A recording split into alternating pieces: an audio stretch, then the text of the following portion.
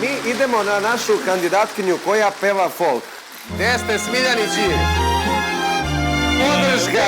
Jedva sam čekao da dođete ponovo, iskreno da bude. I mi.